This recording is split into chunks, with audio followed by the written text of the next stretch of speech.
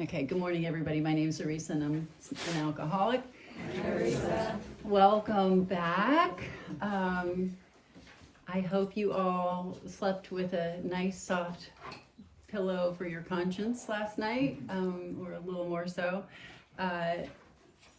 And I think, as was mentioned, the first session is already uploaded to YouTube on the Freedom Trails site. So if you missed last night, you can go back and listen to that. All right. We talked last night a lot about what forgiveness is and why it's so hard to even want to forgive. The idea that I have to give up the hope of having a different past. Because I have this idea that if the past was different, the future, the present would be different. And that's something I really am going to be dealing with a lot and trying to let go of. Also, if you have questions or comments, please write them down and give them to me. And I'm going to try, what I'm trying to do is incorporate what people bring to me during the talk, during the future talks, as opposed to raising hands and getting the other direction. So, one of the things, when I got sober, I had to learn that because the situation in my family hadn't changed, that things were never going to be different. It's just like drinking, like this time it's going to be different. This time it's going to be different. And accepting the truth of a situation, acceptance is not, it's all okay. It's that it's okay that it wasn't okay. I'm okay, even though it wasn't okay. It's not to condone what happened in the past. It's to be able to be fully present, okay? That's where we're really going. It's my expectations do need to change. We talk a lot about expectations being premeditated resentments. Yeah, I don't believe that, okay? I know a lot of people do, and it can work in some ways. I need to understand who you are, but the big book tells me to expect miracles. I, as a little girl, should have had parents who protected me. I should have had kind and loving situations. I should have had enough to eat. I should have. And I didn't. Expecting somebody who doesn't have the ability to care for a child. My mother never wanted children. Expecting somebody to care for a child who never wanted children is unreasonable, okay? But every child should be seen, should be heard, should be loved. That is not unreasonable. So the expectations are the desires in my heart that come from God. I don't want to let go of those. In fact, because I have those, I got to be the mother I wished I had had. So it's not about letting go of expectations. It's about adjusting them and putting them where they actually belong. I was speaking with somebody last night. One of my greatest resentments with my mother, when I first got sober, I didn't know I was angry at my mother. Because my father was such an obvious, like cyclone, right? My dad was abusive in like on such a level that it never crossed my mind to really be. I mean, I would get angry at my mom here and there, but it was she just dominated everything. When I was not aware of when this happened, but somebody actually did call DSS or whatever it was called down in Texas at that time on my family, which I did not know about until maybe 15 years ago. But it was somebody in my sister's class who called them as a joke and said, my name is whatever my sister's name is, and my mommy is beating me. And it wasn't my mother who beat us. I mean, she hit me a few times, but that she was not the one that was doing all the hands-on violence. And I do remember her going, nuclear about talking about what was going on in our house. She's the adult child of an alcoholic. And my mom doesn't feel anything. I mean, the woman drank 30 cups of coffee a day, minimum, 3 packs of cigarettes, and she bought wine by the gallon, okay? There was not a lot of feeling going on with my mom. She went to bed really early. Took me a while to figure out what that meant. What the upshot was, my mom wasn't the big abuser in the house, and nothing happened. I remember wondering, how come nobody, I mean, they've got to be hearing. I mean, we didn't have air conditioning. It's South Texas. It's hot as Hades. And, you know, everybody had to be hearing what was going on. Anybody driving by the house would have heard what was going on. And nobody ever said anything or did anything. And I took that to mean that nobody cared and that I somehow deserved it. That this was, you know, because again, going to church, I'm hearing everything happens for a reason. I'm hearing about things like original sin. I mean, so what? I deserve to be punished. My father is literally saying he's saving my soul from hell. You know, you're supposed to obey your parents no matter what. And what do you do when you know they're wrong, even if you're 4? Right? One of my earliest memories of my mother. I know I couldn't have been more than 4 years old because of, again, the house got changed. And I can see it just like it was a movie. I went into she had a little home office, and I went into that office and I told her that my dad was hitting me. And her answer was, "And what did you do to deserve it?" And that was the last time I ever asked my mother for help. What I learned was there was no help. And I learned how to anticipate. I learned how to, walk on eggshells. And I also learned how to, one of my big things was throwing myself in between myself and my siblings. I saw myself as more disposable than them. I mean, I was already broken and I'm a mess and not worth anything. So let's save other people. I learned a lot of things that nobody actually told me to do. I had an older sister. She did not do those things. In fact, she was really good at making sure that, I was there instead of her getting hit, right? And I don't know, this is my wiring. There were 4 children in that house. I was the only one that seemed to have taken that level of responsibility.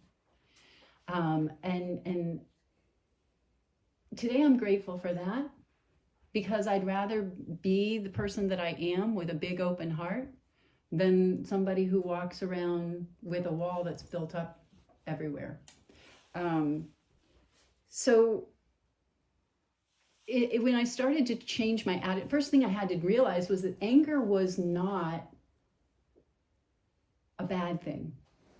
I was convinced that anger was bad because anger was rage, because anger was violence, because anger was dad, because really bad things happened with anger. And you walk into the rooms and we say things like, can't afford to be angry. The anger in the brainstorm is not for us, which is true. But you see, anger isn't resentment. Anger is not resentment. Anger, if not dealt with properly, gets infected and it becomes resentment. When I didn't even realize that anger wasn't a primary emotion, really. Anger is hiding something else. We get angry because,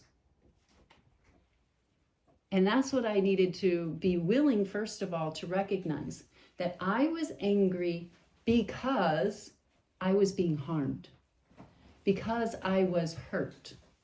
Anger was the only tool that I had, and it can lead to a lot of other things. If you don't deal with anger properly, it can become resentment, it can become depression, it can become a lot of other things. And when you're a child and you can't fight back, you can say it's not fair, but that just gets you hit more. When you have things like that going on, you learn to pretend that nothing's going on. you know, minimize, you sweep it under the carpet, you push it down, you know, and I didn't even realize how much was coming out sideways. So when, like I said last night, when I heard people talking about forgiveness, I thought that meant let you keep doing whatever it is you're doing. I don't matter. My voice doesn't count. And you get to abuse me as much as you want. I didn't realize how much I had allowed that to become my principle. Now here's the irony. All of these crazy, raging people around me, not one of them are doormats. On my mother's deathbed, she literally said, I'm more important than you. I mean, you know, like, my father does not rearrange his life around me. My siblings do not rearrange their lives around me. Where did I get the idea that everybody else is more important? I don't know. I don't know. But it was a decision based on self, which then put me in a position to be harmed over and over and over and over again. And recognizing that the anger was actually there because it's God trying to wake me up. God gave us our emotions. They're here to help me, not to hurt me. So if I'm getting angry, I need to ask myself one simple question. Why? Why am I angry? And that's why I was saying that third column. Some part of self is being hurt or threatened. And if I, as an adult, don't provide those things, I cannot forgive you. Because I'm still waiting on my dad, on my mother, on my sister, on my brother, on whoever else to give me back my self-esteem, to give me back my security. And they never had the ability to give it to me in the first place. It's waking up, like I said, first thing, you know, after looking a little bit at the resentments with my dad, my biggest thing with my mom was she didn't protect us. She should have protected us. We also say you shouldn't should on yourself. Yeah, I talked about that last night. Yes, should is an ideal. Okay? She should have protected her children. She should have, but she didn't have the ability to. I can't speak to what she would have done if she had been given something else. You know, if you don't know how to use a 3D printer, I can't expect you to give me a 3D printed thing. And my mom didn't know how to do anything except smoke, drink, and caffeinate. I mean, that's what my mom did. She had no desire to do more. And I don't know why she was wired that way. When we went and visited her when my daughter was little, before I had my son, she looked at me like I was something on the bottom of somebody's shoe. And she said, because I was playing with my daughter, and she said, "We didn't play with you." And I said, "Yeah, I know." But I enjoy playing with my kids. And you see, I was only able to get there because my mom didn't play with anybody anywhere. My mother never played. My mother was not a happy person. My mother didn't know how to do those things. She couldn't wait till we could grow up and, you know, then she didn't have to deal with, she didn't mind us as adults. She doesn't like kids. She doesn't like babies. She doesn't like children. She shouldn't have had kids, but she didn't live in a time when that was an option. So it was different. And so when I started to look at my resentment against my mom, where she should have protected me, right? Somebody should have protected me. And once I was willing to admit the fact that I was angry, my sponsor was the one who told me that I was angry.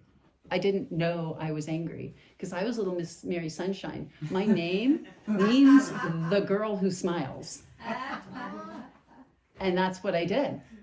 No matter what, you know, you can't tell. I remember being so depressed in, you know, just not wanting to exist for another day. and somebody coming up to me in the hallway of my high school, and I just wasn't on at the moment. And he said, "What have you got to be upset about? Your life is perfect." And he had no idea. I barely knew this person. I have another dear friend that said to me years ago, he said, if I didn't actually know you, I would hate you. Because on the outside, my life does look great. I'm a tall, well-statured woman who's had 5 back surgeries, every step literally hurts, and that's just one of many things that I deal with. But people are like, "Oh, you've got such great posture." I'm like, "You can have it too if you want stainless steel for a spine." Titanium. You too can have it for the small little price of, spine replacement. No big deal, right? I judge my insides by other people's outsides, and they do too. And what I learned at home was, maybe if I make the outside look good enough, you won't notice that it's rotten from the inside out. And so this idea of letting myself be angry was terrifying for that reason, because if I stop dancing as fast as I can, it's all going to fall. I'm Wile E. Coyote. If I stop and look around for a second, it's straight down. Man, I need to be the Roadrunner. The Roadrunner has this faith, and he just goes on and does miracles and runs right across the air. I want to be like the Roadrunner. How do I get to that? How do I stop being Wile E. Coyote, who ends up with the, andiron on his head every single time? I mean, it was like I had this Eeyore cloud. I joke a lot, something strange is going to happen. Step away from the redhead, because weird things happen to me. And I, again, didn't know how angry I was. If I was really honest, if you go back and I started keeping journals when I was in 3rd grade. And I lied in my journals. My journals were all about trying to convince me that it was okay. They're completely delusional. I mean, life is great. I'm so happy that, it's okay they didn't do anything for my 16th birthday, I'm just fine on my own. My birthday was inconvenient, my mother told me. So, we didn't do that, But it's okay. I got it. It's fine. I'm going to be fine. I don't need anything. Everybody else needs air and food and water. Not me. Don't worry about me. I'm fine. I'm going to figure it all out on my own. And I had no idea that that's a lot of how my anger actually did come out, that I was always fine. It was always fine. I was so afraid of letting you know how much power you had in my life. I had to be fine. I couldn't tell anybody about what was actually going on. And the other thing is, I was so afraid that if I got angry, I would become my father. And it is a big danger. People who have been abused often do become abusive. I mean, it tends to go one of two ways. It either all goes in or it all goes out. And I will say that, drinking, I mean, there was more likelihood of me going outwards than inwards. I did slap somebody once while drinking, which, looking back, was kind of hilarious, actually, because he was trying to be nice. And, you slap the nice guys. I mean, you don't slap the good ones. Never slapped a bad guy, only a good one. He was trying to be nice. But, I mean, this anger that I had inside. The anger, my last night drinking, my friend tried to keep me from driving my car. She took my keys, and I hated her for it, while there was a policeman right over on the side waiting for me to get in so he could arrest me, and she knew it. So I hated her, of course, how dare she? I don't want to owe anybody anything, and I don't know how, my emotional barometer was all screwed up. It was just all screwed up. I could not differentiate the truth from the false. And I had no idea that this had a lot to do with forgiveness. I as I said last night, forgiving to me meant forgetting and giving you the hall pass. It's totally fine. You're off the hook. Lack of power is my dilemma, but it's also my salvation. Because that's what step 1 is all about. We are powerless over alcohol and our lives have become unmanageable. So I'm also powerless over everything else, right? I'm powerless over you. The only thing I'm not powerless over is what actions I take. I don't even have power over my own thoughts, at least not the first one. I can just get to decide if I'm going to pour Miracle Grow on the ones that I don't want or on the ones that I would like to have. That's the only thing I've got. That's why the steps 10 and 11 are so important to me, because learning to use the Miracle Grow on the pretty things, on the nice things, on the kind and loving things, that's what I want more of in my life. Let's stop pouring it on the thorns and the thistles and the weeds of whatever, like the barbed wire, those sort of things. So, getting sober young in Alcoholics Anonymous, for me was challenging when we're talking about forgiveness, because my whole frame of reference was these people who had abused me so much. And in the rooms, we're always talking about, and look at the miracles that happened in our family. Everybody's great now. And what amends is actually about is having the best possible relationship with every person. Decades before I was able to really embrace that, I had a sponsor who tried very hard to get me to be open to the idea that perhaps some of my family was so spiritually sick that I should be taking more of a step back. I thought that it was important, and it is important. I'm going to walk the razor's edge here. I need to be the woman that God called me to be. Okay? And that is kind and loving towards all, not those that deserve it. Kind and loving towards all. Now, here's the mistake I made. I thought kind and loving towards all meant me taking specific actions to try and keep certain people in my life under certain conditions that would look a certain way. That's not actually kind nor loving, that's controlling. That's the most kind and loving thing I can do today with some of these people is to not demand that they live their life differently, is not to demand that they accept me into their life, is not to demand, that it look a certain way. God bless you. And instead, the best possible, what is possible. With somebody like my father, what is possible?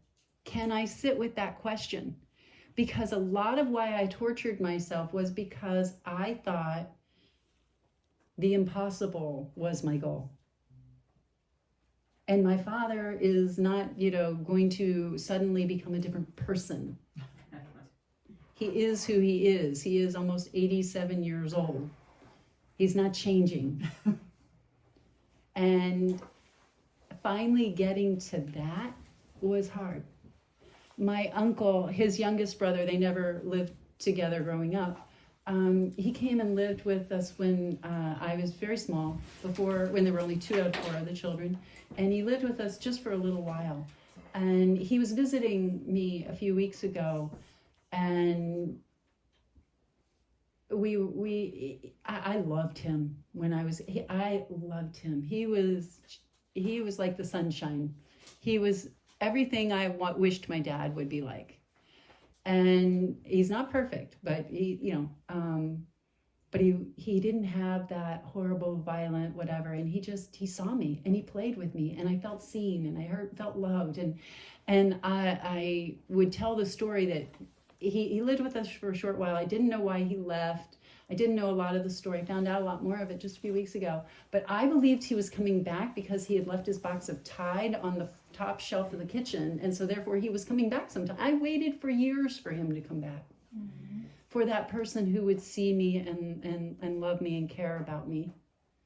And he left because my father horrifically abused him. And my mother did too. And it hadn't crossed his mind about, and he said, he's like, I should have seen it. I should have done something. He was 23 at the time. What could he have done? And that's what I got to tell him. What could you have done? He's like, well, I'm family. I should have been able to do something. And I knew that, call DSS? It put me in foster care? I mean, that wouldn't necessarily have made it better. But it was great to, be able to be real with someone. And that's the fact that I'm not angry today is because I was willing to be angry, finally. That the anger was in there. The anger was there covering up the hurt. And I had to let the anger be present, not be me. And that was what I was so afraid of, was what if, you open Pandora's box and it eats you alive?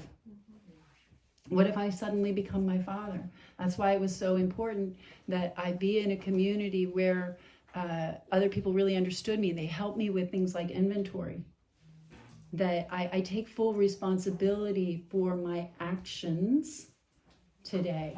That I learned to do things like bite my tongue, sit on my hands.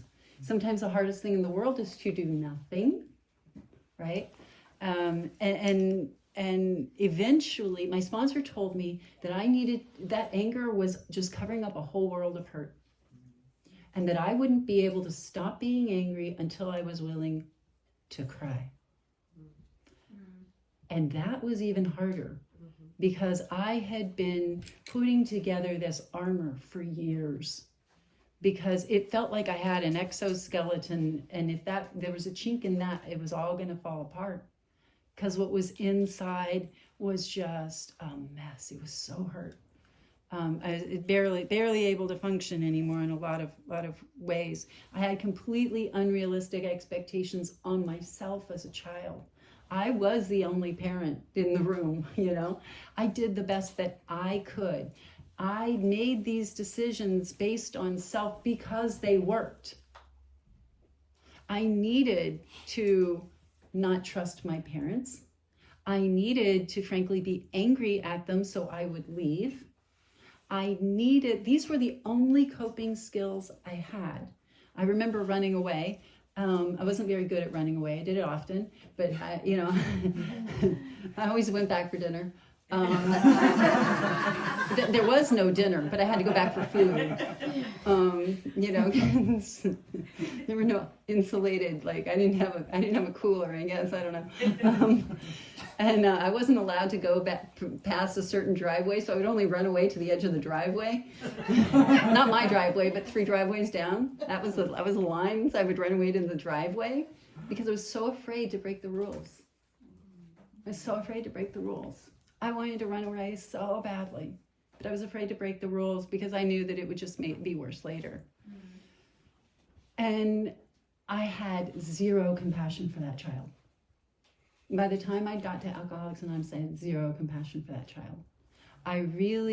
My greatest resentment was not even against my father, not my mother, not my sister, not my brother. It was God and it was life. It's why did this happen to me? Why me? If God loved me, why doesn't he do something?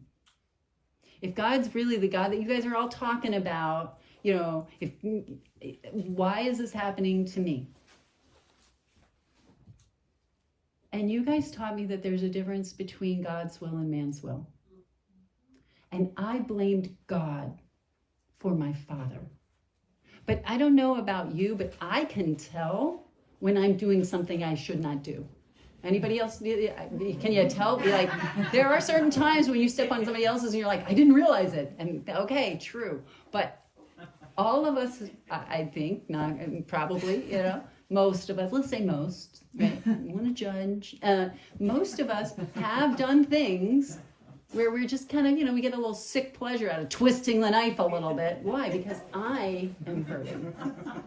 Because hurt people hurt people. When I take a course of action to hurt you, I am doing it because there's so much ick inside of me. And it is coming out sideways. And when I started to realize that I had taken actions on purpose to hurt other people a few times in my life, really had, that I even in my early days, I could identify at least a handful of times where I had done something I was really not proud of. And because of that, I could understand that other people too would be doing things that were out of alignment with what God would call them to do and be. And this idea that everything happens for a reason kind of blew up, it or dissolved or whatever. I began to realize this idea that everything happens for a reason does not work for me. If it does for you, I have no issue with that. But it doesn't work for me. I can't get okay with the God who's up there saying, give that one cancer, give that one, sexual abuse, kill that one's, mother, whatever it is. This one's going to grow up in abject poverty. That one's going to get murdered. I mean, who's going to want to be who wants a relationship with that ass? Nobody. I don't, that's not my God. I mean, my God, the God of the big book, when you look at the terms in the big book, and it talks over and over about kind and loving. Back in the family afterwards, it says, we are sure God wants us happy, joyous, and free. That's what God wants. If God wants me happy, joyous, and free, where is that throwing a kid down the stairs? Not for the kid and not for the parent. I don't know. I'm not talking about sociopaths. Maybe my dad's a sociopath. He's never been diagnosed. I mean, who knows? But it doesn't matter. Okay? It really doesn't matter. What I know is that if it doesn't speak of love, it doesn't speak of God. So that wasn't God. And that was the first thing I really had to do business with. I can't forgive you if I think somehow God is up there saying, that's what you deserve. That's what I deserve. I can't, the Zeus with the thunderbolts kind of thing, like burn down their house and score, I don't get it. I don't get it. The story of Job was one that really, confused me. Of this person who's trying to follow God and all these horrible things happen. Like the story I get, it's the part that I don't, is where, basically what it says over and over again is, that if you don't know the story, and it's not about Christian or whatever, it's a really curious story, where all kinds of really bad stuff happens to this guy, and he doesn't stop trusting God. And God keeps saying, do your worst to him. He's going to trust me. Now, see, I think the only piece there is, I don't think it's God saying, give him the locust, kill his kids, it's God saying, I'm still here. And we have the ability to trust no matter what. We have the ability to find love no matter what. But I don't want that. I would like it to look this way, please. Somebody told me they were going to Starbucks and said, would you like something? And I said, yes. And I hadn't been to Starbucks in so long, I didn't know what exactly to ask for, and I told her I wanted a simple frozen something, or what was the last one? Basically a frozen frappuccino, like old, whatever, just blunt. And, and it was wonderful. I got exactly what I wanted. But how often do you get to order that up? And say, okay, today I would like sunshine until 2:00. And we need a little bit of rain for the flowers, just for 15 minutes. A nice, gentle, soaking rain. Then it should all clear up so that I can take my afternoon walk.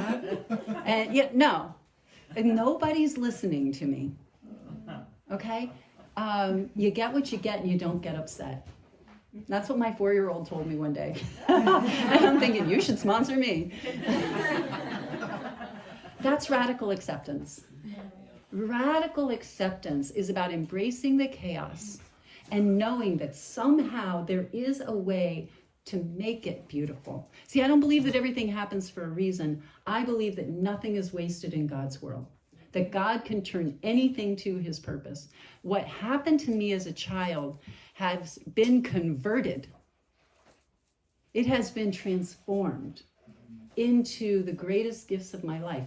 It is so easy for me to forgive today because I am happy, because my life did turn out. But there were a lot of years when life was not looking that good, and practicing forgiveness in those moments is what gave me today. You know, when I was living in New York, I moved to New York when I was 3.5, 4 years sober, something like that. I'm living in a room that's 8.5 feet by 11. For those of you who know New York, it was an SRO. It's kind of like this place. The bathroom's down the hall, but this is a lot nicer. And it was not a nice place to be, but it was mine. And I didn't have to share it with anyone. And it was a safe, small place for me. And there were a lot of things in life that weren't going right, but it was mine. And I got to make the decisions, and nobody was up there saying, well, you have, I had to follow certain rules. I'm in graduate school, you have to turn in your assignments or you don't get a good grade, things like that, right? But life happens. Life on life's terms is what we're really talking about. How do I get okay with life on life's terms? And stop wishing that and believing that if the past was different, that I would be happy today. Happiness is a decision. It's not something that just happens to you. It takes, you see, we were given willpower, and the proper use of the will is to align it to God's. Do I choose to feed the good? Do I choose to look for the happiness? You remember those Where's Waldo things? Like there are all these, like they're hidden in there. They're beautiful things every single day. And learning to practice gratitude. And I was taught to start with my fingers and my toes, because there were people who didn't have them. And to try and be as sincere about it as possible. And that's really the key, is tuning into that sincerity. Because if you're doing it by rote, it doesn't work, right? I'm trying to watch the time, sorry. The biggest challenge was letting other people make their decisions, realizing that the decisions that they were making had nothing to do with me. It wasn't personal, right? And then from there, taking the next step over and realizing that if I needed you to change, I'm punishing me. They did it to me back then, but me today, I'm the one holding me back. When I need you to pay, it's because I don't want to take responsibility. And one of our concepts talks about responsibility and authority being balanced. If you want the ability to go have a beautiful life, you have to take the responsibility of all of it. They installed the buttons, but they are mine. I own them, and I get to decide how much they work or, are disconnected, and who gets close enough to push them. Only people that have built mutual trust and respect are allowed inside my hula hoop today. I had to learn to find my voice again. I couldn't forgive you because I needed boundaries. I don't agree with the way boundaries are used a lot. If I need you to behave, that's a problem, because you're not gonna. I know Andrea's not gonna. Preston's probably not either. Lisa, Wendy, Tim, they're not going to behave. They're not going to behave. So what do I do when they don't behave? I'm in hell? No, the world and its people are often quite wrong. I get to be who I am despite the fact that they're wrong. That knowledge that you don't have a right to the remote control anymore, that I need to take responsibility for that. That doesn't mean that I don't, sometimes it feels automatically react to things. It takes some time to desensitize, but I had to cry every single tear that I had pushed down. I had to be willing to be angry and go through all of my feelings and tell the truth about how scared I was that if I felt those things, I was never going to come out the other side. And until I was willing to do that, you still had power, choice, and control over everything. My mother picked out my clothes until, 10 years ago probably. And I don't mean for real, I mean in my head. I can't wear that because somebody complimented me about my skirt. I was like, it's the first time I've ever worn it. I have owned it for 20 plus years. Okay? Freedom from the bondage of self, right? It comes simply. So the things that I won't let go of need some investigation. Investigation does not mean rumination. Okay? Sometimes we get stuck in over-analyzing a lot. We do inventory, we do inventory, we do inventory, we do inventory, we do inventory, we do inventory, we do inventory. There are steps after that. There are steps after that. Real amends is, like I said, the best possible relationship with everyone. Get out there and change. Get out there and do it differently. Go fall on your butt a few times, a few hundred times, a few thousand times, a few million times. They say a spiritual person makes about 600 mistakes in a day. Shoot for 1,000. Stop worrying about, what, did I make a mistake? Shoot for 1,000. Make them all. Get bloody knees. When I stop being small, there's a hope of me forgiving you. I'm holding me back because it's this house of cards in my head that doesn't even exist. Somebody was asking me about bullying, and I got horrifically bullied when I was a child. Can't imagine why. I am the skinny, underfed, super poor kid with bad clothes that don't fit, the high water jeans that were not fashionable at the time. I'm wearing who's old enough to remember the Bass shoes? Oh man, because they never wear out and it doesn't matter if they fit or not, and ugly. And then of course, one day, okay, who can I? One day, my mother sent me home with Matt's haircut. Okay, yeah. So basically, no hair.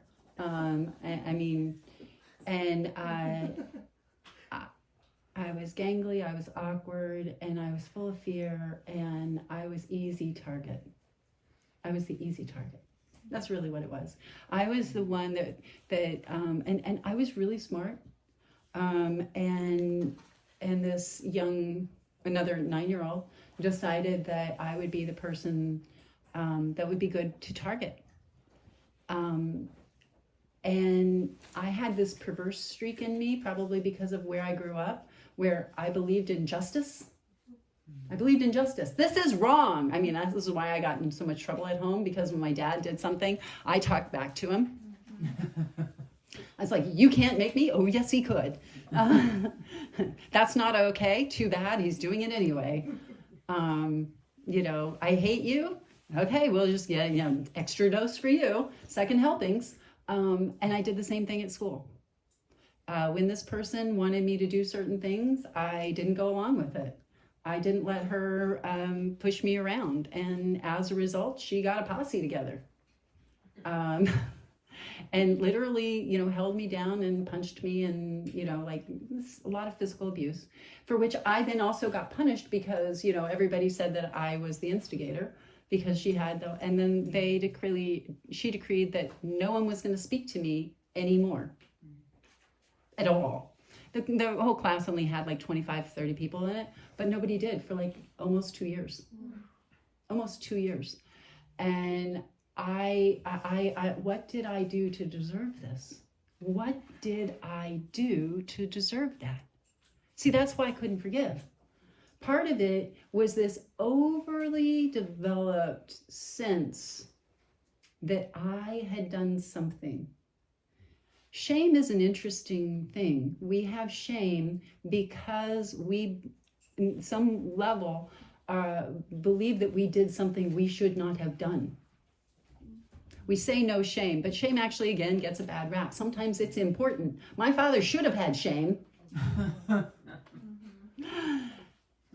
When I do something that is against my principles, I should feel badly. The problem is my inner compass was all screwed up. I had shame because I wished I had control. I wished I could have done something. If it had been my fault, then my little child brain believed there might be something I could do to change it. That it didn't have to be that way in the future. I changed schools, and I lasted at the next school for one semester.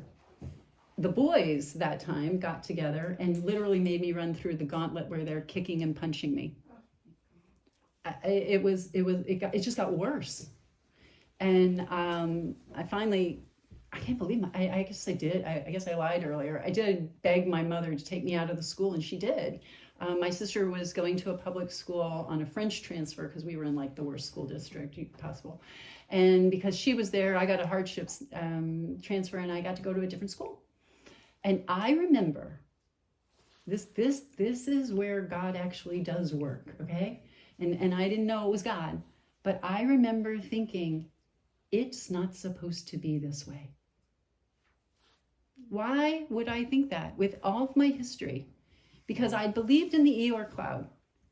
I believed in that. And yet something inside of me was going, it doesn't have to be this way. An intuitive thought, right? And I got to that next school, and I made a decision that it wasn't going to be that way anymore. That I was going to pay more attention. I was going to figure out what was going on. And I ended up by the end of high school as class president, voted most likely to succeed, class favorite, blah, blah, blah. You see, that's the power of sometimes something bad. I can learn something from it. I'm a smart person.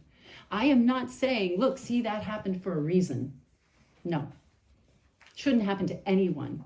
Those kids should have been severely punished. It should never have happened. The teacher should have been watching. It should not have happened.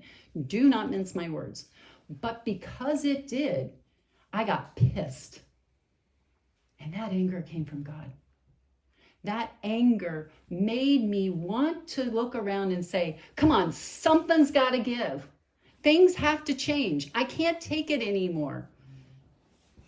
And I got willing to take some responsibility for my life and make some different choices and do some things differently.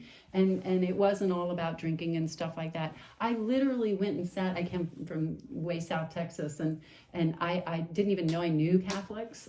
They were all around me. I didn't know. The family down the street with 10 kids, who knew? But there was a table of Mexican girls. That's how they had identified, just being clear, this is the way we spoke back then. And they were all Catholic. And I'd been invited to sit with, the Barbie dolls, but they were boring. And I went and sat with all of these other people because they fascinated me. And they were giving up things for Lent. And I was like, why would you do that? Don't understand. But I became fascinated in people and their stories. And I visited another child's house who lived in real poverty like me. I didn't know there were other people living like that. It made me willing. I was the one person that had friends everywhere because I actually started to see that there were some nice people. It's just they weren't near me. I didn't have to play with all the mean people. I don't want to play with mean people anymore. If you can't be nice, there's the door. And I've had the opportunity in my life, even, in the last couple of years, somebody came into my house and said some really mean things to me. And in my house, and I told her that she should leave now. I said, what you're saying is extremely hurtful. I'm going to ask you to leave. I didn't have to raise my voice. You know why? Because she doesn't have any power. She doesn't have any power. And she didn't have the ability to push my buttons. I still wrote inventory, don't get me wrong. But I didn't have to stoop and become the woman that she was trying to get. If I had stooped, and I learned this with my husband too. When he screws up, any husbands in the room, you guys screw up. Guess what? So do the wives. But when, not if, right? When we make mistakes, when David has stepped on my toes, if I retaliate, I've just evened the score. And all of a sudden, his bad behavior doesn't look bad because I've done just as bad of behavior. Right? Like the guy going around me in traffic yesterday that I was telling you about, right? He's like screaming and yelling and shooting the finger, and it's like, I didn't have to do anything. I didn't have to lay on my horn or, flash my lights or anything else. I didn't. Because he doesn't have that ability anymore. When I learned that when I did that, when David has stepped on my toes, and he always means well. That's the really annoying thing. He's not a malicious person. I learned that one of the biggest things in my inventory was I assumed malice. I assumed that the girl who held me down and had everybody punch me and made sure nobody would speak to me was malicious. I don't think she was. This whole thing started the day she came to school with a measuring tape, for sewing. And she expected to be the skinniest person in the class. And she was not. Guess who was? And everything started right then. And we were the two smartest girls. And it was like, we were the two smartest people. It was either me or her who got the highest grade on every test, every homework, every whatever. And she's just, for whatever reason, she's not okay with somebody else being at the same place. What was going on in her life that she would need to do that? No 9-year-old acts that way. That is abnormal.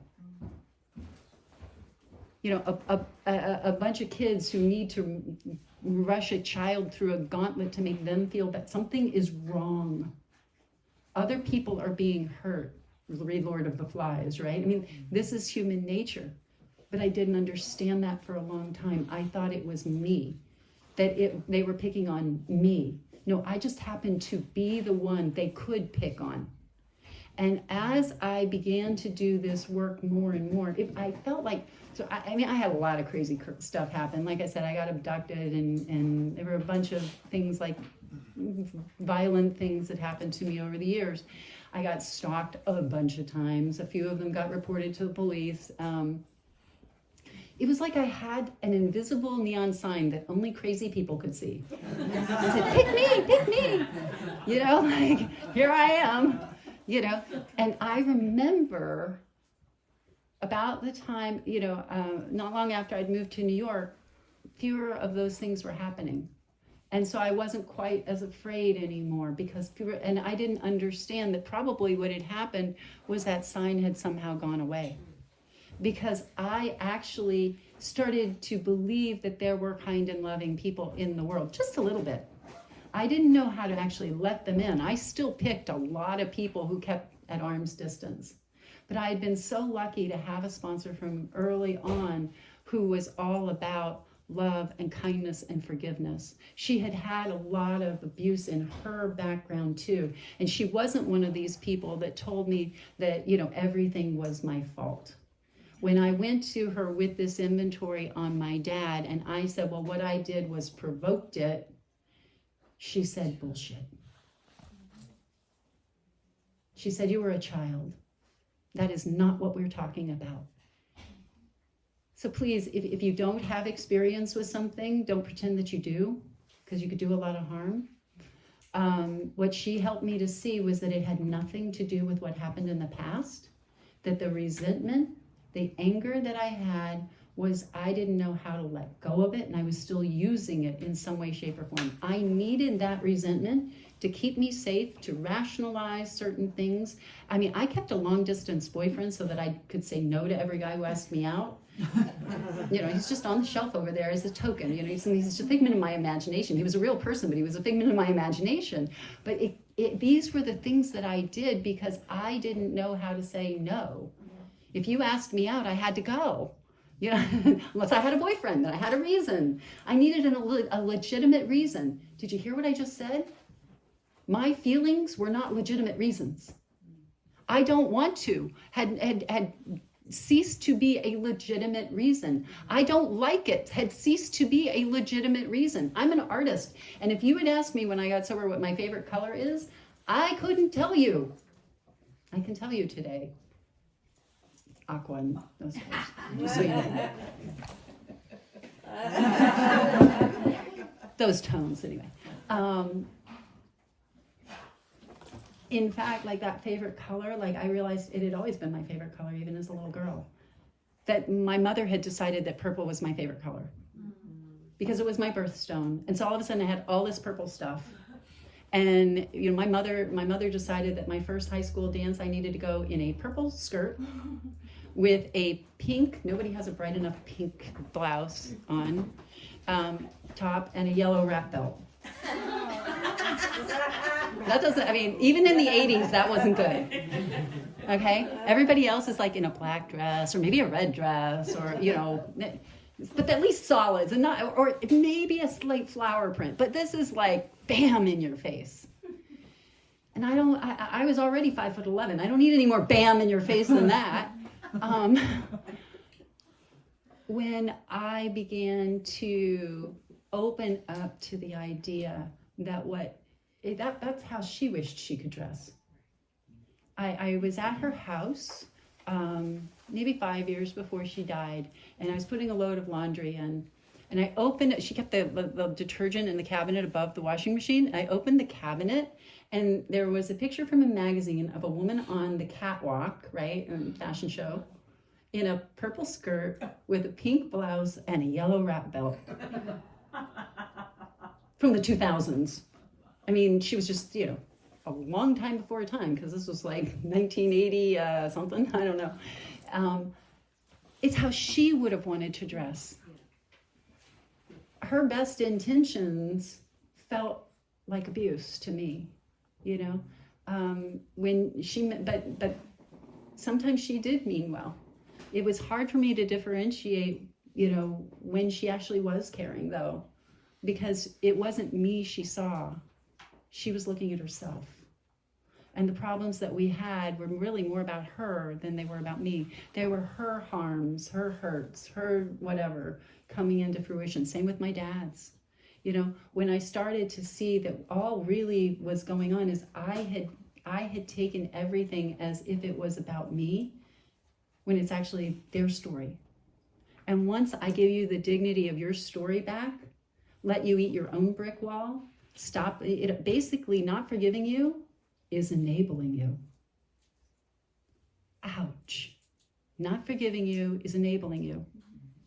When I stop saying that it's about me, then I leave it for you to be on the hook with your own mess. And you can have the dignity of your own story. You can clean up your own mess. I am not the janitor in your life anymore, and I'm not the jailer in your life anymore. And that's what real freedom is. When I changed schools and I told you that I made a decision, well, what it was I stopped trying to get everybody to like me. I thought if I did enough, if I got the right grades, if they would, if I got this, if I got that, then I was going to end up being liked, not being hurt, not being bullied, not being whatever. And the irony is, at some young age, it was the second half of 7th grade, I made a decision to hell with this, and that was God. I'm going to go sit with, Mexican girls talking about Lent. And that's where I found real friendship, not with the people that everybody else told me I should be sitting with, not with the people that everybody else told me I should have in my life. Today, I have chosen family, a lot of chosen family. And by the way, if you ever need a place to go for Thanksgiving, you can come to my house. You don't have to come to the Wilson house, because that's the family that I have. My kids didn't grow up with people, their grandparents lived a mile away. Never, they weren't in their lives. They grew up with you.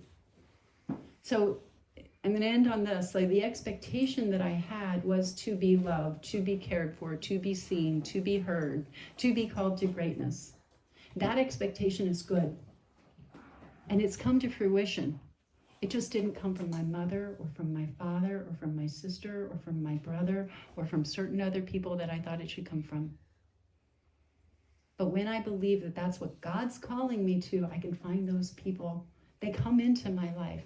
I simply needed to know that and practice one day at a time, being sure that God wants me happy, joyous, and free. If that can be my inner compass, then I can start to simply step away if you aren't behaving well. Okay, that's going to be it for this session. It was supposed to go to 11:30. Oh. But if you want to end No. it, you can. No. I thought it was 11. I thought it was going to 11:15. It's an hour and a half. Okay, right. Then we won't quit there. Because I was trying to end. I know I've got plenty more. 11:30. I can tell you were trying to end. Yeah, I was. So sorry. we'll have till 11:45. Oh, great. Then that's much better. Because it was like, it's a little bit of a weird spot for stopping. But, so let me, sorry about that, guys. I really thought I was like, okay, 15 minutes. It was the 15-minute thing that screwed me up. So 15 minutes, 11:45. Okay. So we're going to 11:45, right? 11:45. Okay, sorry about that, guys. So one of the things that I was describing to you as a child, I was trying to fix a lot of problems that weren't mine to fix, right? For whatever reason, I was the coupon clipper. I mean, I'm like, nobody asked me to do this. Like, nobody asked me to do all these crazy things. Like, I would rearrange the furniture to try and make the house look better, to put the furniture over the holes in the carpet, and there was a big roll of carpet that nobody ever unrolled, and I thought it should be unrolled because, the carpet that was on the floor was like, from 100 years ago, and it was gross and disgusting and full of fleas, and I'm thinking we should, and I'm in the middle of this, and I get in trouble when I am trying to fix their lives. That kind of level of needing to feel like I'm in control and taking responsibility for other people was also another big piece of why I don't want to let it go, right? This illusion that there was something I could do. If I stay angry at you, it gives me that delusion that there was something I could have done. If I could have only arranged the lights and the scenery better, then things wouldn't have happened the way that they did. And so when I'm doing this inventory on my family, and she's telling me that I'm going to have to cry all these tears. I need to let myself be angry. And I don't know if I'm ever going to be able to pull out of it. It sounds like she's asking me to take a nosedive into the earth, right? And learning that having my feelings is not about letting my feelings have me. Do you get that? So, that there is a me inside of here. We talk about self kind of in a negative way, but self isn't bad. It's given to us by God. We do matter. Each and every one of us is different, and we have different things to offer. I'm not supposed to be Wendy, and Wendy's not supposed to be me. Because the world doesn't need another me, right? We need each of us. We make this like great stained glass window, but I didn't get that for a long time. I thought I needed to be more like you to make me okay. I'm not the girl that, I'm not vanilla. There's just nothing about me that's vanilla. And I'm okay with that today. I wasn't for a long time. I thought there was something wrong with me, that I didn't feel like you do, act like you do, look like you do, come from where you do, all of those things. And letting go of that meant having to have some feelings about it, being sad, because and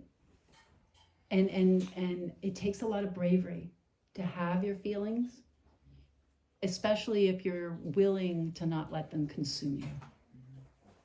And my sponsor told me that I needed to do things like find ways, healthier outlets of stuff. And what do I actually like to do? In the family afterwards, it talks about playing, right? That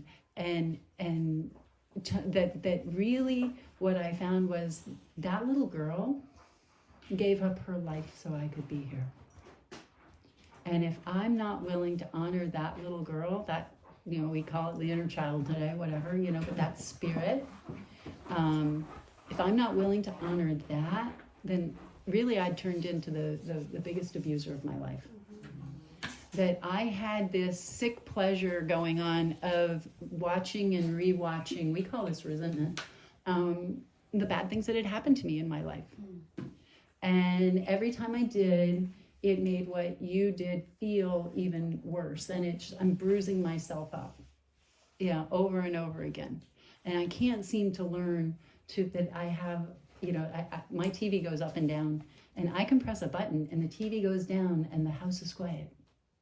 I didn't know how to do that. How do I turn off the chatter of 1,000 monkeys? How do I, just let you go? And that's what we're talking about. I can't, or so it seemed, until I realized that I never had any power anyway.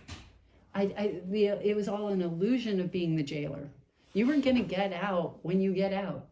My dad is going to serve whatever time he's going to serve, regardless of if I'm in the prison watching him. That all I'm doing is wasting my time and my life and my energy, and wasting what today has to offer. How free do I want to be? Go to the ocean with a thimble, you get a thimble full of water. I like to joke, give me a straw. That's the kind of alcoholic that I am. So I was so focused for so much of my life on escaping the intensity of emotions because they scared me. And I also had to look at what was I so afraid of. And it was really about becoming either like my mother or like my father. Someone who, was a complete rageaholic, or someone who just said, you don't matter to me. And I wanted to be a woman who could live with that kind of radical open-heartedness, but I'd been so hurt. Is there a place for a person like that in this world? Is there a place for a person like that in this world? Because living with an open heart will mean a broken heart sometimes. It will. Because people will fail you. They are only people. If you put somebody up on a pedestal, they will fall off. They do not belong there, and it's my fault for putting them there. Not alcoholics, people, all people. And taking responsibility for this idea that I had set them up to fail. With my father, I began to realize there were certain things it was impossible for him to do. He cannot keep his temper under certain conditions. That's just true. I honestly think it's like a blackout for him. Okay, he gets into fist fights with police officers. It does not matter. Okay, I got dropped off at the laundromat once because the policeman had to take my dad to jail because he went through a stop sign and my dad tried to punch him. That's the kind of dad I have. You can't make somebody like that behave. Why do I think I should? Instead, I need to understand who my father is. That's judgment, not judgmental.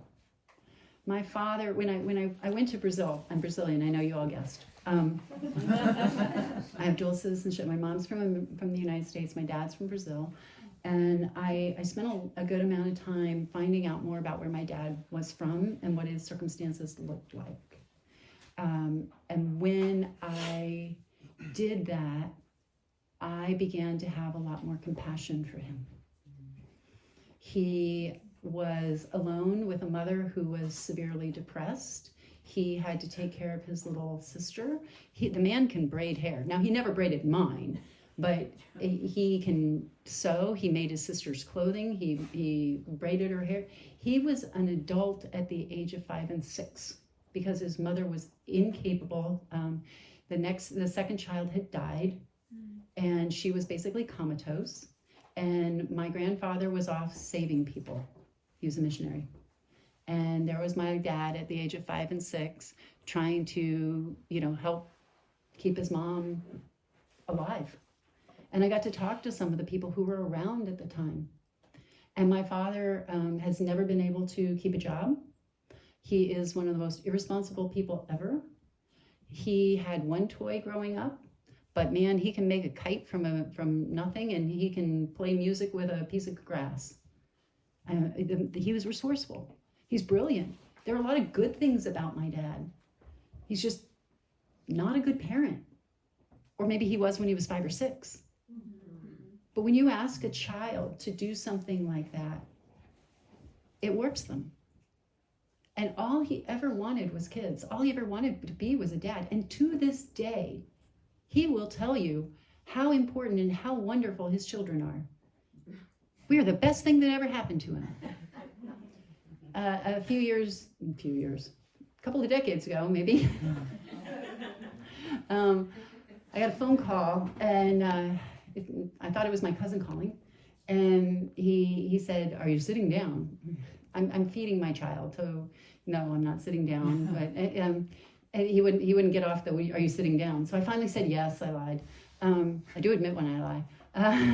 Anyway, and he proceeds to tell me that he's my brother, that I did not know existed. So he's my half brother, and which is a little out of character for the holy roller my dad is, and it turns out this is true. I have a half brother. My father had lied to everyone. He lied to my mother. He told her about the paternity suit, but that he was not found to be the father, and all of this. And I go out and I meet this guy, and he's got 2 kids, and whatever. It doesn't matter. The point is that my dad eventually went out and met this person. He told me, I don't know if he's for real. I don't think he's my kid. And I'm like, okay, whatever. But he did go meet him, and he decided that their first meeting should be camping. Which is just about on par for my dad. So he's camping with this long lost son of his, and this guy's 2 kids. And he comes back and he's like, "Yeah, I'm never seeing them again." And I'm like, "Oh." And he says, he is so awful to his kids. He yelled at them. He screamed at them. He talked down to them. He was absolutely terrible. I can't abide people that treat their children that way. And I said, "Oh." Apple doesn't fall far from the tree. That part I didn't say. What I had said to that half-brother was, before he went on this escapade, because I didn't know the escapade was going to happen, I told him a little bit about my dad, and I said, "I think your mother was right, because his mother forbid my father from being in his life. And he only contacted him after his mother had died. His mother did the right thing. His mother knew exactly who he was dealing with, who she was dealing with. And, that's how delusional my father is. He is looking in the mirror and he cannot see it. He believes his principles are what they should be. That's how I know that when I really don't believe that he was malicious, I think he's insane, incapable. Now, I have 2 children, and they did get to know both of my parents. I took them down to Texas. I wanted them to know. I built a relationship with my mother because she happened to be my mother, but not as a mother. And I have a relationship with my father because he happens to be my father, but not as a father. We just happen to be related by blood. And those are things that were important to me, but I did them on my terms. I took my children to Texas every year. We spent at least 2 weeks there. And I learned how to do what I call short, successful visits, which means I'm going to set you up to the best of my ability to succeed and not fail. That if things aren't going well, I know how to exit. I learned that in the very beginning. My first Thanksgiving, I got sober. Did my last drinks October 13th. So my first Thanksgiving, right, I am at the AA clubhouse around the corner, for most of the day, except for the meal. Because that was the only, I knew I could handle an hour and a half, 2 hours, if I had your love and support around me, that I could do that. So my children got to know my father, their grandfather, And he is actually the best grandparent they had, because he would sit on the floor and he would play with them. Because all he is a big kid, really. He's great at playing. But he was never left alone with them.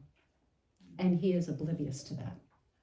He is unaware of the fact that they've never been in a car with him, because if you get in a car with my father, it's probably going to catch fire or run out of gas, one of the two. And that's not a joke. And they've never been left alone, because little children say no. And when my father hears the word no, it's like the veil drops. And he's Dr. Jekyll and Mr. Hyde. And he is not safe. And years ago, when the kids were little, there was I could feel that things were starting to go a little bit the wrong direction. And we were all going to go to dinner, and David and the kids were in the car, and of course my father is late, he's finally coming upstairs, and he is just prickly. He's restless, he's irritable, he's discontented. And it's like the slow boil about to happen, right? And I can feel it, because this inner compass is working today. Now, I always paid for his tickets to come see me. Okay, because that meant I chose when he comes and I choose when he leaves. And I have right of decision over what's happening in my house. This is worth the price of the plane ticket to me. Okay, even when we didn't have very much money, it was worth the price of the plane ticket. He is here by my invitation, therefore my house rules go. Okay, and that is, how it needs to be. He can be invited in as long as he can behave. If he cannot behave, he gets put out like a junkyard dog. No offense, but that's true. So I said to him, it's like, Dad, I don't think this visit's going very well. I think when we get home tonight, we should change your ticket and you should go home and come back another time when you're feeling better. That's having a voice again. See, that is kind and loving towards all. He doesn't deserve kind and loving, but I deserve to be kind and loving. The boundary is not for him. The man cannot handle a boundary. You give him a boundary and he will take an Uzi to it. He gets what he wants, when he wants it, how he wants it, period. And you don't get a say. That's what it's like having an alligator for a father.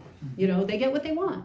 You do not trust the alligator, but you can know the nature of it and decide if and when you want to have FaceTime with that person. And immediately what happened was he changed like that. Little Mary Sunshine was back. He didn't want to leave. He didn't want to go home. He didn't want the visit to be over. And he started behaving. And he was nice again. And there was nothing to worry about.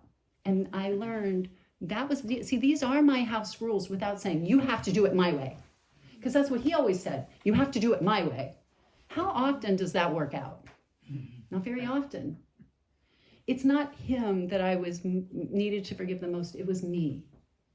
I kept believing that if I had only done X, Y, or Z, it would have been different. To some small extent, that is true, because as an adult, I can make different choices. There have been times, like I think I mentioned some last night, when I have walked into something I knew I should not have walked into, right? And I need to pay attention to that. I do want to learn from those things. And they're what give me the courage and the strength to say, this time, I'm going to stick to my principles. And this is the principle. This is how this house runs. If people aren't being kind and loving, they don't get to stay. Love is the order of the day here. I want you, if you are a part of my life, I want to have an open heart with you. I'm going to do my best. I will fall flat. I will not be able to do it perfectly. Anybody who is sponsored by me will tell you, sometimes it can be very hard to connect or whatever. I am not perfect, but I'm not living on the defense all the time. And I'm not living with my hands fisted all the time. I'm not trying to wrest satisfaction out of you. I'm not trying to make you into something so I'm okay. I don't need you to be anything so I'm okay. I need to be true to who God is calling me to be. And the hardest thing I ever learned to do was to tell the truth about what that line really looks like. Sometimes it's right to cry. Sometimes it's right to be angry. Sometimes but how do I deal with it? How does that come into my life in a healthy, God-like way? Anger was given to me for a reason. The need to be sad was given to me for a reason. When it rains, I taught my kids that that's God washing the flowers. Well, you know what? So are tears. Tears are what wash our wounds. And I needed to cry every single tear that was in there so that I could forgive you. If I am not willing to show up for my feelings, I can't forgive you. And I keep you there to rationalize why my life is going the way that it is. The reality is the reason my life is the way that it is because that's how I choose to show up for it. And taking full responsibility gives me the authority back to say, hey, Dad, I think you should go home this time. The last time he was at my house, I had to uncross my legs. Last time he was at my house, something was brewing. Something was brewing, and he wasn't doing a great job of being kind. It wasn't bad. It was just brewing. It was bubbling under the surface, like I was saying. And it was just some creepy feeling that I had. And I knew it was going to be the last time he came for a holiday. I knew that. And it wasn't a mean thing. It wasn't a punishing thing. The truth is, the only holidays my father has had with anyone has been with my family, because no one else will have him. And my sisters got very angry and resentful because he's nicer to me. No, he's not nicer to me. He is not put in a position where, other people are there are other people who are still trying to make him behave. I've ceased fighting anything and anyone. He doesn't have to behave. But if he can, then he's welcome. And I learned that on an afternoon about a year before I moved to New York. I'm going to hit this thing again, so hang on, bear with me 1 second. There we go. I'm tangled in the thing. All right. One afternoon, just before I moved to New York, he was gonna hit me, and there was no question in my mind that it was gonna get ugly. I don't know what I'd done, because I hadn't really done anything. He was in one of his moods, and there is no accounting for it. And I was in my mother's dining room, and I put my hand on this big crystal bowl, and I looked him straight in the eyes, and I said, if you lay a hand on me, I will call the police, and I will press charges. And that is the best possible relationship with my father. He never once after that has been threatening at all. And I was about 2 years sober at the time. It's about 30 years now. Because bullies only pick on the weak people. That's what I was telling you before. I was the kid that didn't know how to have a sense of self, to step away, to ask for help, to do those things, and kids can be mean, but adults can be meaner. And my dad was just a bully. He's still a bully. And if you give him the opportunity, that's what's going to happen. And I can't make him stop being a bully, but I can stop being a victim. And the difference, when I came in the rooms, people talked a lot about there being two types of people. If you know the other side of this, that you don't, if you've heard the thing, not the thing I say, but the other thing, say it out loud. There are victims and there are volunteers? Oh, yes. No, not volunteers. That's what people say. There are victims and there are people who've been victimized. I didn't volunteer for any of that. Don't tell somebody who's been violently harmed that they volunteered for it. You will hurt them. Please. We pick up this stuff and we parrot it like it's real. Yeah. That's not the big book. That's not AA. Even when Bill wrote Two Wives, he says, and I know people love to hate on Two Wives. It's a great chapter. Bill was an Al-Anon, guys. Come on, it just wasn't okay for him to be an Al-Anon, but he was an Al-Anon. He's picking the drunks up out of the gutter and all that, right? He says, don't let them get away with it. We realize some people are thoroughly bad. He does not say we should take it and take it and take it. No, absolutely not. Even there, he's talking about when they're first convalescing, meaning the first few weeks of getting sober and actually detoxing, you might want to give them a little latitude. My father is one of those that I should not let him get away with it. Now, that has nothing to do with setting a boundary on him. Boundaries are not for him. You give my dad a boundary, and like I said, he's going to take an Uzi to it. He's just going to tear it down. You can't tell my dad anything. If you do, you've started World War III. So what is this thing we talk about boundaries? Well, find that in the big book. Not there. What I found is the boundaries for me. It's for me. I need to set a boundary so that I know I can tell something is off. Hey, Dad, it's time for you to leave. Let's change your ticket. Because I have a boundary. The boundary is my early warning signal. God wired me enough to be able to know that person is misbehaving. Let's not play with mean people. Concept. You don't have to have mean people in your life. If you do, my own fault. My own fault. If I let that person who, was so unkind to me back into my house, which I did, because she came to quote unquote make amends, right? And she didn't get it at all. And I'm surprised when then she turns around and does something else equally hurtful. That's me. My mistake. I don't raise my voice at people. I mean, I almost never yell. It's something, because of where I grew up. And my husband's a yeller. He's a yeller. He can be a yeller, and he's a cursor. He's a cursor and he's a yeller, and I don't like that about him. I even went so far as to have a swear jar, because when Rafe got on the bus in kindergarten, he said, "I don't want to get on that goddamn fucking bus."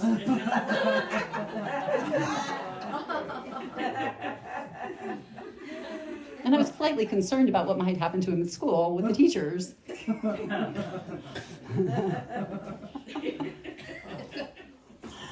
And from where I came from, that sort of thing meant something different. When I hear somebody doing and saying those things, it does. You guys call it triggers. I know. People call it triggers. I don't like that word. You know why? Because I'm from Texas. And we got a lot of guns down there. Trigger all you want, but if I'm putting ammunition in it, it's my goddamn fault. You can have the trigger, but if it's not loaded, you can't hurt me. You're never going to get people to stop pulling the trigger. You're not. You're back to being a victim. The difference is they're victims and people who have been victimized. When I am a victim, it is who I have become. And I'm walking through the world waiting for you to hurt me. It's we're all noticers. We're all alcoholics especially. Man, we notice everything. But have you ever noticed you notice the bad more than the good? Try this. Try catch them being good. Spend a day catching everybody else being good. What were they right about? What did Sarah do right today? Let's look for those things. When my sponsor said, even my dad's on my resentment list, so that means he's on my amends list. Excuse me? I don't think so. And she said, yeah, we made the list when we took inventory. Sucks to be me. You see, now I do have to stop. So I'll come back on amends, but when I well, now I've you know what? I think it's better than instead of me trying to go down the amends rabbit hole in like a couple of minutes. That's where we're going to pause, and we will pick up there. Okay? Let's have a break until